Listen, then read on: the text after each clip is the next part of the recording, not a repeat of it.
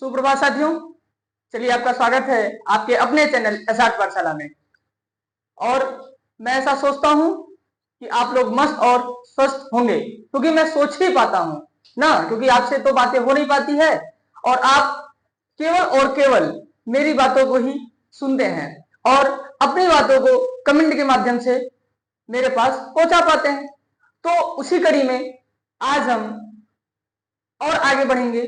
और जैसा कि आप लोगों को पता है कि हमारी पॉलिटी की क्लास अभी इस समय चल रही है और मैं आप लोगों को आश्वस्त करता हूं कि आने वाले कुछ दिनों में मैं आप लोगों के लिए बायोलॉजी की भी क्लास लाऊंगा और उसमें भी एकदम शानदार तरीके से क्लास को लिया जाएगा। तो मैं आज उसी कड़ी में चलता हूं। पॉलिटी के जो हम पढ़ रहे थे, राज व्यवस्था, पॉलिटी का मतलब राज व्यवस्था। तो राज व्यवस्था में कई सारी चीजों को हमने देखा, जाना, समझा और पढ़ा। फिर उसी कड़ी में जैसा कि हम आगे आते हैं, फिर हमें पता चलता है कि हमने संविधान सभा को पढ़ा था, उसके बाद हमने और सारी बातों को देखा था, संविधान सभा के सदस्यों को देखा था। काफी दिन से संविधान सभा ही चल रहा था। तो आज हम उसी कड़ी में आगे बढ़ते हुए देखेंगे प्रस्तावना क्या होता है। क्या? प्रस्तावना। तो आज साथियों हम पढ़ेंगे किसके बारे में? प्रस्तावना के बारे में। प्रस्तावना। तो आपने नाम सुना होगा कि भारतीय संविधान में प्रस्तावना नाम का कोई शब्द होता है। तो प्रस्तावना होता क्या है, इसको लोगों ने अपने अपने नजरिए से कैसे प्रदर्शित किया, इन सारी बातों को आज हम आपके सामने लाने वाले हैं। तो मैं ऐसा सोच पाता हूं कि आप लोग इस क्लास को अच्छे से समझेंगे और जो बात नहीं समझ में आएगी उसको कमेंट के माध्यम से प्रदर्शित करना चाहेंगे।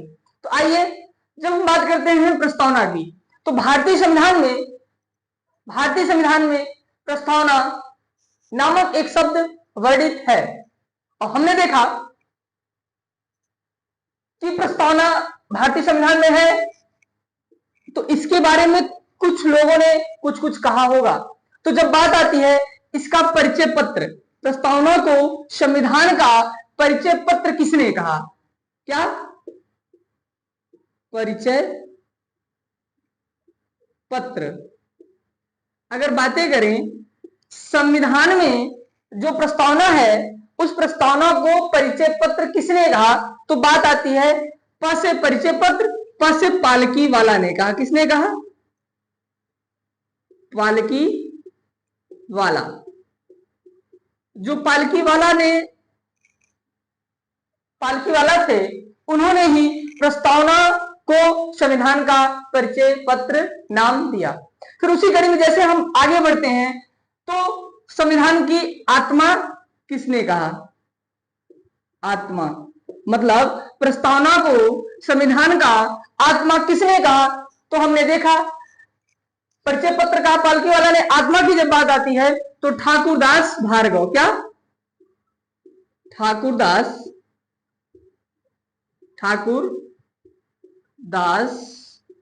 भार्गव।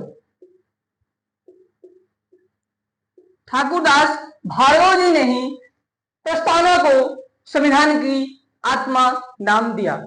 फिर हम इसी कड़ी में जैसे आगे बढ़ते हैं तो हमको पता चलता है कि जन्म कुंडली किसने कहा? क्या? जन्म कुंडली। जब जन्म कुंडली की बात आती है तो हमने देखा इसमें एक बहुत प्रसिद्ध व्यक्तित्व का नाम आता है, जिनको हम के.एम. मुंशी के नाम से जानते हैं। क्या? के.एम. मुंशी। जिनको हम के.एम. मुंशी के नाम से जानते हैं। लेकिन अगर हम बातें करें, आप में ये तो पूछेगा ही पूछेगा, जन्म कुंडली, प्रस्तावना को जन्म कुंडली संविधान का किसने कहा? तो के.एम. मुंशी ने कहा। लेकिन अगर हम बातें करें के.एम. मुंशी का फुल फॉर्म क्या होता है, तो के.एम. मुंशी का फुल फॉर्म होता है, पूर्ण रूप होता है कन्हैयालाल मणिकलाल मुंशी। कन्हैयालाल मणिकलाल मुंशी। उसी कड़ी में फिर हम जब आगे बढ़ते हैं, हमने देखा कि प्रस्तावना का विचार कहां से आया। विचार कहां से आया? तो कल की क्लास में हमने आपको बताया था प्रस्तावना का विचार जो आया वो यूएसए से आया, जिसको बोलते हैं यूनाइटेड स्टेट ऑफ अमेरिका। क्या बोलते हैं प्यारे साथियों? United state of America. ये हमने देखा, विचार आया यूएसए से। फिर हम बातें करते हैं भाषा कहां से आई। किसकी? भाषा। तो प्रस्तावना की जो भाषा थी वो ऑस्ट्रेलिया से लाई गई। कहां से? ऑस्ट्रेलिया। कल की क्लास में मैंने इसको आपको बताया था। तो अगर हम बातें करें, परिचय पत्र पालकीवाला ने कहा, आत्मा ठाकुरदास भार्गव जी ने कहा, जन्म कुंडली के एम मुंशी ने कहा, और के एम मुंशी का फुल फॉर्म ही होता है, पूर्ण रूप होता है कन्हैयालाल मणिकलाल मुंशी। फिर उसी कड़ी में जैसे हम आगे बढ़ते हैं तो भाषा की जब बात आती है कि प्रस्तावना की भाषा कहां से लिया गया है, तो याद आता है ऑस्ट्रेलिया, जो वर्ल्ड मैप पे सबसे नीचे दिखाई पड़ता है। उसी कड़ी में फिर हम जब आगे बढ़ते हैं, इसका आधार क्या था? क्या आधार? बहुत आपके एग्जाम में पूछा जाता है कि प्रस्तावना का आधार क्या रहा। मतलब जो प्रस्तावना तैयार हुआ, वो प्रस्तावना तैयार हुआ, वो प्रस्तावना किसके आधार पर बना था, उसका मेन नींव क्या था। तो जब बात आती है उसका मेन नींव क्या था, तो भैया उसमें हमने देखा कि मैंने आपको बताया भी था उद्देश्य प्रस्ताव। तो आप लोग कमेंट करके बताएं कि उद्देश्य प्रस्ताव संविधान सभा में कब पारित किया गया था। जल्दी से जल्दी आप लोग कमेंट करें, मैं इंतजार करता हूं। आपके पास 10 सेकंड का टाइम है।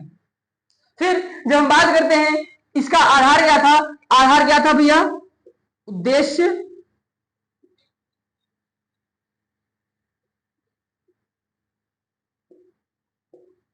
उद्देश्य प्रस्ताव। शायद आपको ये दिख नहीं रहा होगा, तो मैं ये वाली बात यहां लिख देता हूं। क्या? उद्देश्य प्रस्ताव। उद्देश्य प्रस्ताव। अगर बात करें तो इसका आधार क्या था साथियों? उद्देश्य प्रस्ताव था। अगर आपको मैं याद दिलाऊं कि हाँ, ये कब उद्देश्य प्रस्ताव संविधान सभा में पारित हुआ था, पेश हुआ था। पेश होना साथियों, पारित होना अलग अलग बात है। जब मैं बात करता हूं यहां पेश होने की, क्या? पेश होने की, तो मैंने उसमें एक डेट आपको बताया था 13 दिसंबर 1946 को। 13 दिसंबर, ये तो यहां दिख ही नहीं रहा होगा आपको, यहां लिख देते हैं 13 दिसंबर 1946 को ये संविधान सभा में पेश हुआ था।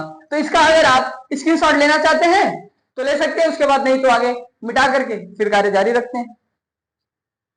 तो प्यारे साथियों, उसी कड़ी में अब हम फिर आगे बढ़ते हैं कि हमने देखा प्रस्तावना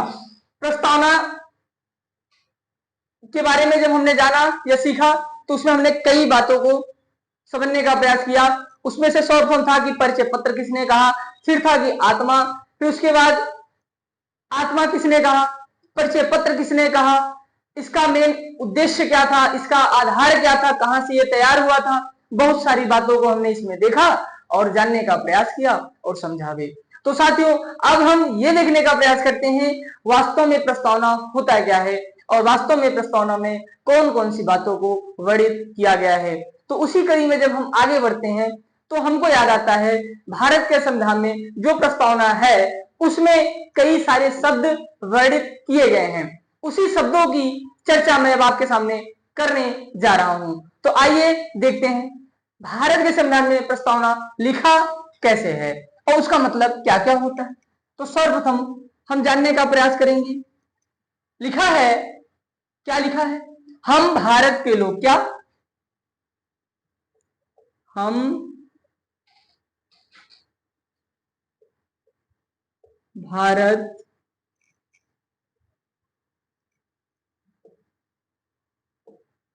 के लोग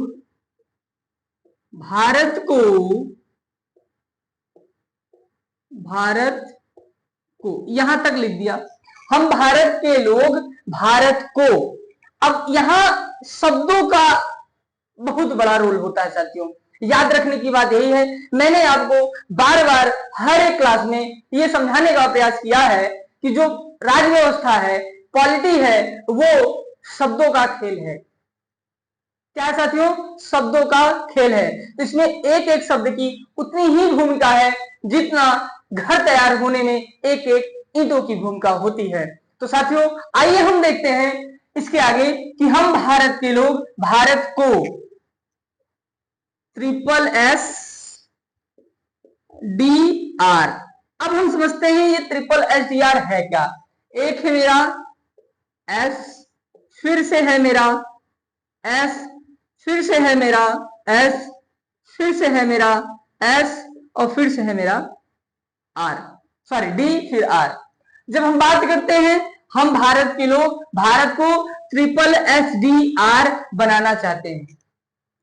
अब ये SSSDR का मतलब क्या होता है, इन्हीं सारी बातों पे आज हम बातें करेंगे। एक एक शब्द की क्या कीमत होती है, क्या वैल्यू होता है, उन सबको मैं आपके सामने प्रदर्शित करने जा रहा हूं।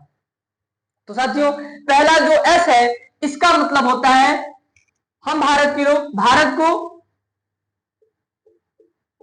सोशलिस्ट, क्या सोशलिस्ट या सोवरेन, सोशलिस्ट, सेकुलर, क्या sovereign, sovereign, socialist, secular, democratic, Republic, क्या सोवरेन, सोशलिस्ट, सेकुलर, डेमोक्रेटिक और रिपब्लिक गणराज्य बनाना चाहते हैं। अभी तक हमने प्रस्तावना का बस एक छोटा सा हिस्सा देखने का प्रयास किया है। वो क्या है, हम भारत के लोग भारत को, हम भारत के लोग भारत को SSSDR बनाना चाहते हैं। और उस SSSDR में पहले एस का मतलब है सोवरेन, फिर दूसरे का सोशलिस्ट, फिर तीसरे का सेकुलर, चौथे का डेमोक्रेटिक, फिर आर का रिपब्लिक, रिपब्लिक बनाना चाहते हैं। अब देखते हैं सोवरेन, क्या सोवरेन,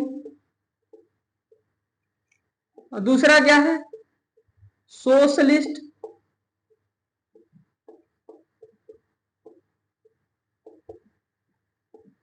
सोशलिस्ट, सेक्युलर,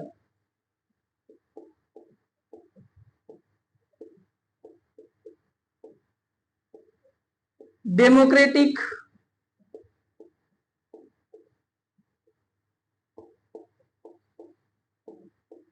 डेमोक्रेटिक और यहां क्या है रिपब्लिक, रिपब्लिक।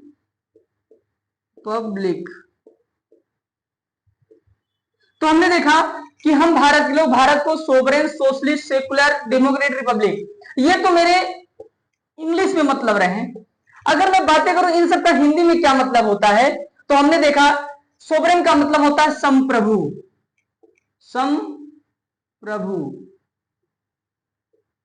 अभी एक एक शब्दों की क्या क्या भूमिका होती है मैं सब आपको बताऊंगा। सोवरेन का मतलब क्या होता है, सोशलिस्ट का मतलब क्या होता है, सेकुलर का मतलब क्या होता है, डेमोक्रेटिक का मतलब क्या होता है, रिपब्लिक का मतलब क्या होता है, मैं आपको लिखवा दूंगा अगर आप लोग कहेंगे तो।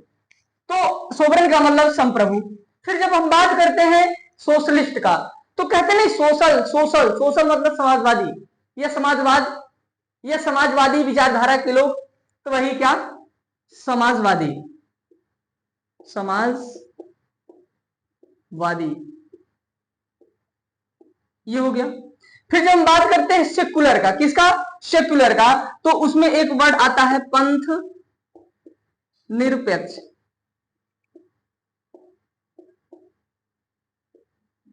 ये हो गया।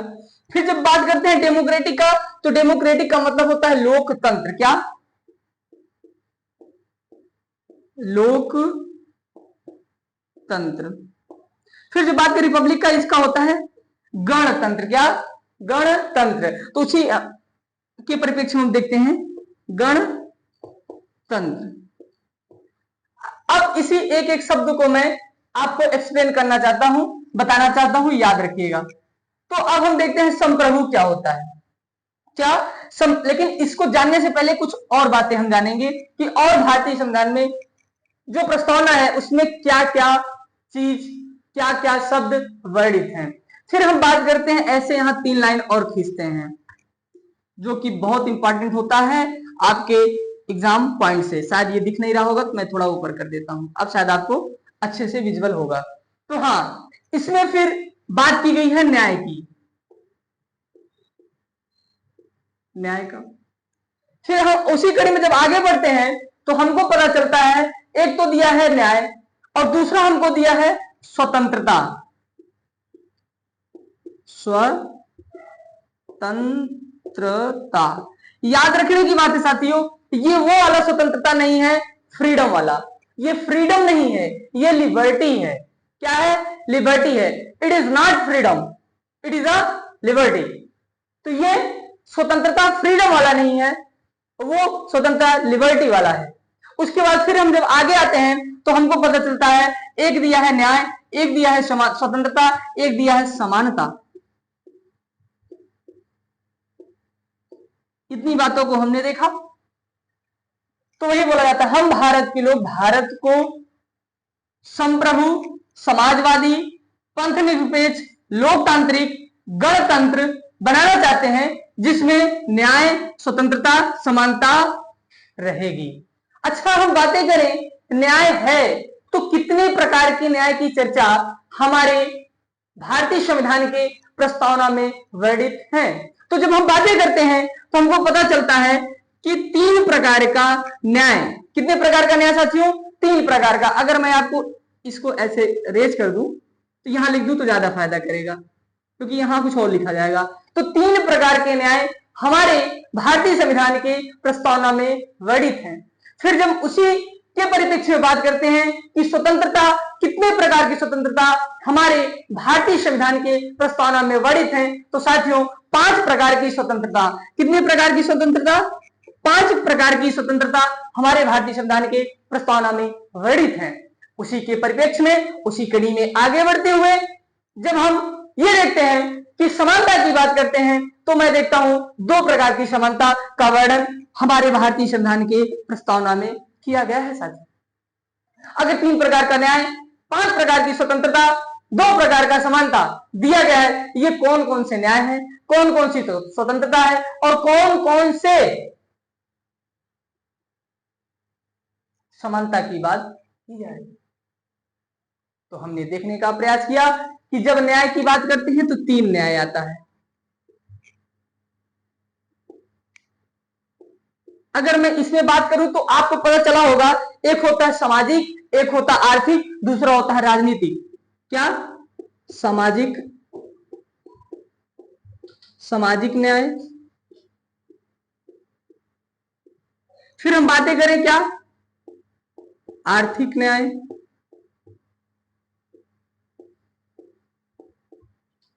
सामाजिक, आर्थिक, एक है राजनीतिक।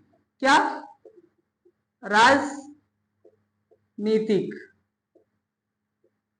राजनीतिक न्याय। मैं एक एक शब्द को आपके सामने अच्छे से एक्सप्लेन करूंगा, उसके साथ साथ लिखवा भी दूंगा।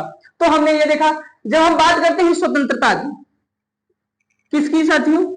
स्वतंत्रता की, तो मैंने आपको बताया है कि 5 प्रकार की स्वतंत्रता, वो भी लिबर्टी वाली स्वतंत्रता, ना कि फ्रीडम वाली स्वतंत्रता। हमारे संविधान में 5 प्रकार की स्वतंत्रता दी गई है, वो भी प्रस्तावना में। फिर हमने देखने का प्रयास किया, ये क्या है? तो पहला है विचार, विचार की स्वतंत्रता।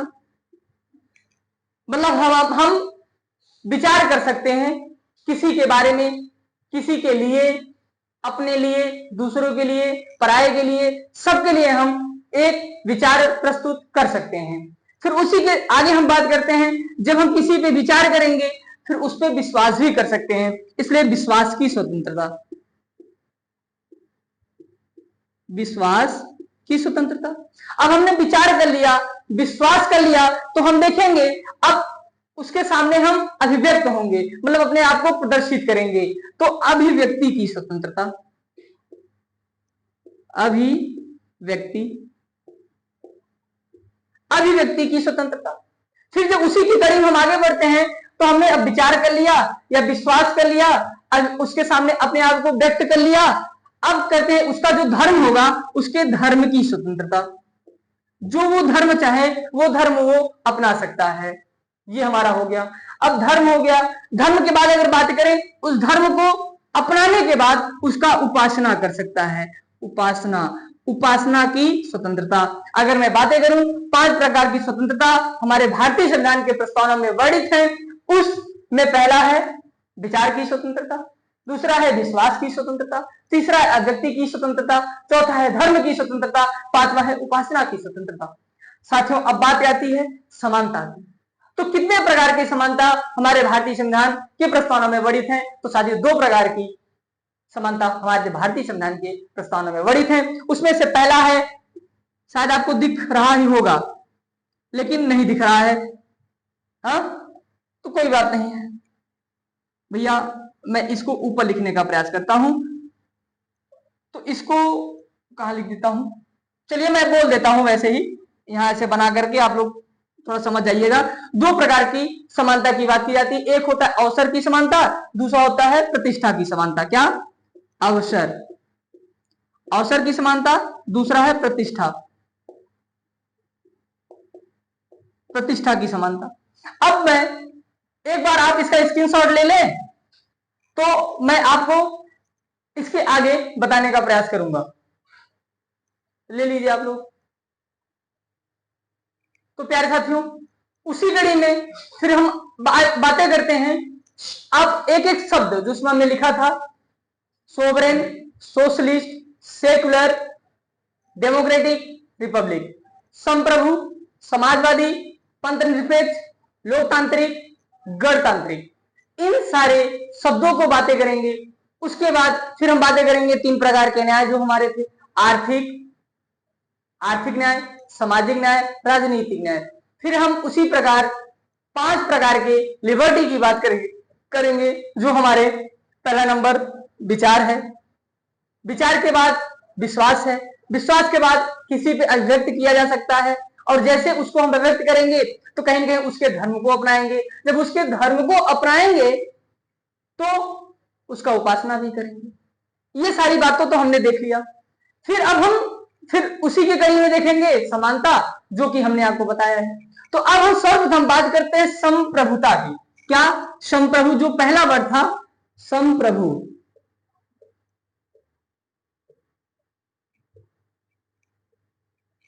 ये संप्रभु होता क्या है? तो प्यारे साथियों, संप्रभु का मतलब है जो स्वयं का प्रभु हो। क्या हो? जो स्वयं का प्रभु, मतलब अपने आप का मालिक, जो अपना निर्णय स्वयं ले सके। क्या? पहला पार्ट स्वयं का, स्वयं का प्रभु, स्वयं का प्रभु। दूसरा है जो अपना निर्णय, जो अपना निर्णय स्वयं ले सके। लेकिन इसमें बात आती है कि जो अपना निर्णय स्वयं ले सके, अच्छा उस निर्णय में कौन कौन सा निर्णय हो सकता है? तो मैं आपको स्पष्ट कर दूं, उसमें है आंतरिक, आंतरिक प्लस बाह्य। मतलब यह बताना चाहता है भारतीय संविधान का प्रस्तावना कि भारत स्वयं का प्रभु है, मतलब अपने आप का प्रभु है, वो जो चाहे वो कर सकता है। और दूसरा बताता है जो अपना निर्णय स्वयं ले सके, मतलब भारत अपना निर्णय स्वयं ले सकता है, वो भी किस किस स्टेज पर? तो वो एक है आंतरिक स्टेज पर और दूसरा है बाह्य स्टेज पर। मतलब भारत के अंदर भी वो अपना निर्णय लेने में स्वतंत्र रहेगा और भारत के बाहर भी वो अपना निर्णय लेने में स्वतंत्र रहेगा। कोई बाह्य देश उस पर अब हस्तक्षेप नहीं करेगा। जैसा कि आपको पता है कि बहुत सारे देश ऐसे हो जैसे भारत गुलाम था, तो गुलाम होने के साथ साथ वो अपने निर्णय नहीं ले पाता था, उसको कुछ भी करना होता था तो पहले वो ब्रिटिश शासन से उसकी परमिशन लेनी पड़ती थी, आग्रह करना पड़ता था कि हम ये कार्य करने जा रहे हैं, क्या इसकी आप अनुमति देते हैं। लेकिन आज भारत उन सारी कठिनाइयों से पार होते हुए यहां तक पहुंचा कि वो अपना निर्णय स्वयं ले सकता है, ये हमारे भारतीय संविधान का प्रस्तावना कहता है। लेकिन अगर हम बातें करें संप्रभु, जो वर्ड है संप्रभु, संप्रभुता के प्रकार, कितने प्रकार की ये संप्रभुता हो सकती है, मतलब किसके किसके पास भारतीय संविधान ने किसको किसको ये संप्रभुता दे रखा है। तो उसी कड़ी में जब हम बातें करते हैं संप्रभुता के प्रकार, संप्रभुता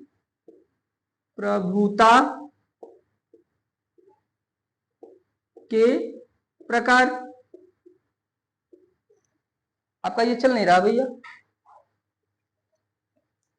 संप्रभुता के प्रकार, जब हम बात करते हैं संप्रभुता के प्रकार की, तो इसमें कई सारे इसके पार्ट होते हैं। मैं ऐसा आशा करता हूं कि आपको ये दिख रहा होगा। चलिए, बात सही है। तो हमने देखा एक होता है सरकार की संप्रभुता, किसकी, लेकिन मैं चाहता हूं कि इसको रेज करके फिर से करूं तो ज्यादा बेटर रहेगा, क्योंकि ऊपर से पूरा स्ट्रक्चर बनाने में फायदा रहेगा। चलिए, क्या संप्रभुता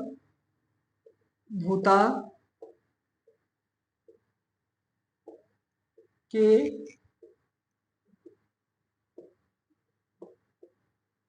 प्रकार, जब हम बातें करते हैं संप्रभुता के प्रकार, इसमें कई सारे इसके फैक्टर हमें याद आते हैं।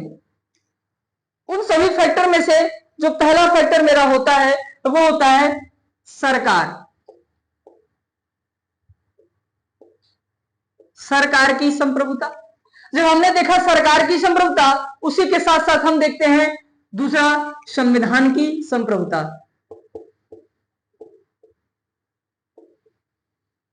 संविधान की संप्रभुता, यहां सरकार की संप्रभुता। फिर उसी कड़ी में फिर हम और आगे बढ़ते हैं तो याद आता है जनता की संप्रभुता, जनता की ये साथियों मेंस में बहुत काम देता है। मेंस में या आपको स्ट्रक्चर बना करके उस पर 2-2 लाइन, 3-3 लाइन, 4-4 लाइन लिख करके जब आप आते हो, क्योंकि जो एग्जामिनर होता है वो आपकी पूरी कॉपी को पढ़ता तो है, लेकिन उसके साथ साथ पहले वो स्ट्रक्चर को देखता है।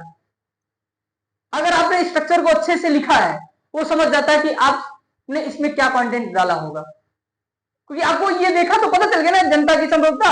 अब जनता के बारे में आप तो बहुत कुछ जानते ही हैं, बस एक स्ट्रक्चर तैयार करना था कि इसके बारे में आप जानते हैं कि नहीं जानते हैं। तो ये सारी बातें होगी, पहला सरकार की संप्रभुता, दूसरा संविधान की संप्रभुता, तीसरा जनता की संप्रभुता। उसी के परिप्रेक्ष्य में जब हम बातें करते हैं, एक है राष्ट्रपति की, राष्ट्रपति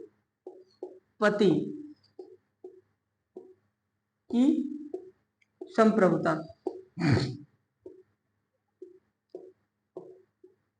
हमने देखा बहुत सारे लोगों को कई सारे प्रकार की संप्रभुताएं दी गई हैं। उसी में जब हम देखते हैं सरकार को कितने प्रकार की दी गई हैं, अब इसमें हमने देखा कि सरकार को भी 2 प्रकार की संप्रभुताएं प्राप्त हैं। पहला है बाहरी संप्रभुता। क्या बाहरी, दिख तो रहा ही होगा, मैं ऐसा सोच पाता हूं, बाहरी संप्रभुता, संप्रभुता।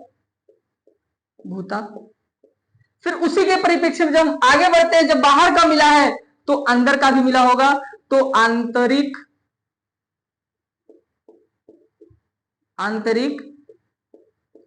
संप्रभुता। फिर जब हम बातें करते हैं संविधान को, क्या है, तो संविधान को केवल और केवल एक प्रकार की संप्रभुता प्राप्त है, वो भी क्या, कानूनी संप्रभुता, कानूनी संप्रभुता याद रखने की बात है। फिर जब हम बात करते हैं जनता का, तो जनता को दो प्रकार की संप्रभुताएं प्राप्त हैं। अच्छा, जनता को कितने प्रकार की है? तो दो प्रकार की। एक है लोकप्रिय संप्रभुता, क्योंकि जनता लोकप्रिय है तो उसको लोकप्रियता, लोकप्रियता की संप्रभुता, लोकप्रियता की संप्रभुता। उसी कड़ी में जब हम और आगे बढ़ते हैं, हमको याद आता है वास्तविक संप्रभुता, वास्तविक संप्रभुता। क्यों? क्योंकि ये जनता लोकप्रिय है, क्योंकि ये जो संविधान है ये बताता है कि भारत लोकतांत्रिक है, और मैंने आपको बताया है लोकतांत्रिक का शाब्दिक अर्थ होता है जनतांत्रिक। क्या? जनतांत्रिक। और जनतांत्रिक का मतलब होता है जहां जनता का तंत्र हो, जहां जनता सर्वे सर्वा हो, जहां जनता अपना निर्णय स्वयं ले सके। तो इसीलिए दिया गया है लोकप्रियता की संप्रभुता, मतलब जनता लोकप्रिय है और उसकी संप्रभुता। और दूसरे में दिया है वास्तविक संप्रभुता, जहां जनता वास्तव में कुछ कर सकती है, जैसे प्रधानमंत्री को चुन सकती है, अपना एमएलए खुद चुन सकती है, अपना मेयर खुद चुन सकती है। यही है वास्तविक संप्रभुता, स्वयं का प्रभु होना, जो यह प्रदर्शित करने का प्रयास करता है कि भारत में जो नागरिक हैं वो अपने आप में संप्रभु हैं। फिर बात करते हैं राष्ट्रपति की संप्रभुता।